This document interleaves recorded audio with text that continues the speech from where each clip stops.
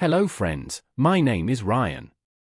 I'm going to tell you a story named The Manson Family Murders, a cult's brutal killing spree, which is a very amazing story full of twists. So, let's start.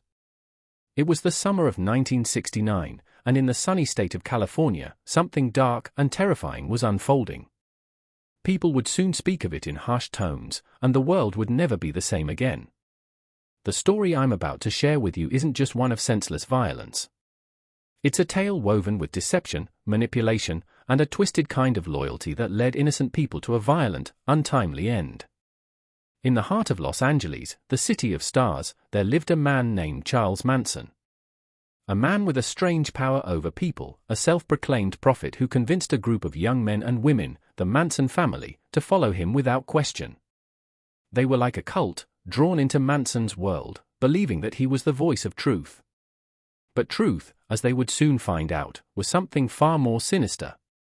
It all began in the seemingly idyllic suburbs of Los Angeles, where a woman named Sharon Tate, a rising Hollywood star, was living with her husband, director Roman Polanski. Sharon was 8 months pregnant and filled with the joy of expecting her first child. Little did she know, she was about to be caught in the web of a killer who had no conscience.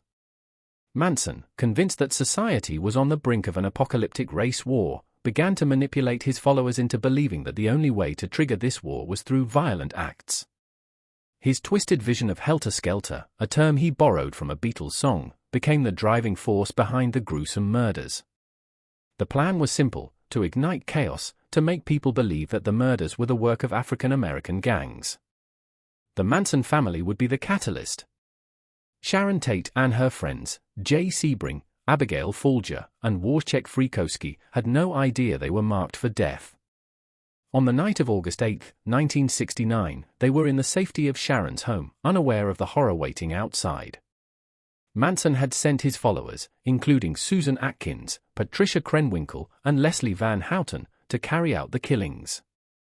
They arrived at the house, armed with knives, filled with fear and excitement. What happened next would shock the world. They brutally murdered everyone in the house. Sharon Tate, desperate and begging for mercy, was stabbed repeatedly. Her unborn child, a life that never had a chance to be born, was taken too. The other victims suffered the same horrific fate, all of them cut down in cold blood. The blood splattered across the walls, a cruel signature left behind.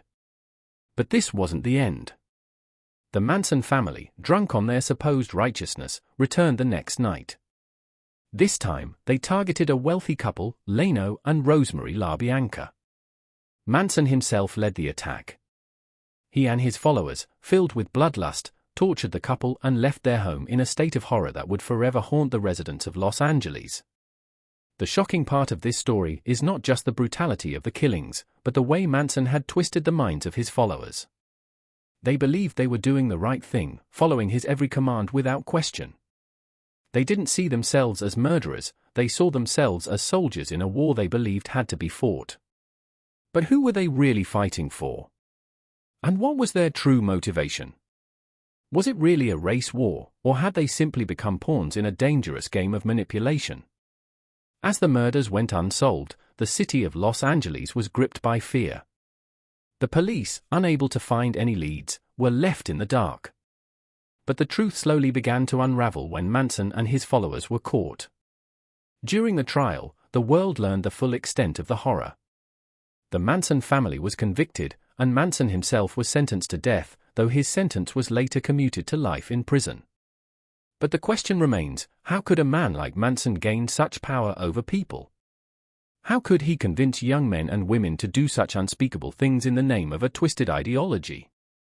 The answer lies in the darkness of human nature, the fear of not belonging, and the vulnerability of those searching for meaning in a chaotic world. Manson preyed on their weaknesses and manipulated their deepest desires for belonging. The Manson family murders shocked the world, but it also left behind a haunting question: how far can a man go to convince others to commit the unthinkable? The murders may have stopped, but the legacy of Manson's manipulation still lingers in the minds of those who remember. Friends, this story serves as a chilling reminder of the dangers of blindly following someone, especially when their words promise something greater than reality.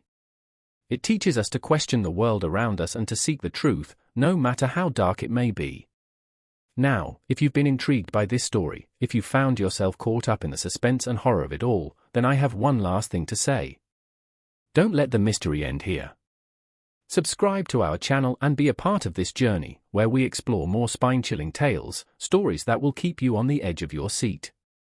Because here, my friends, the story never stops.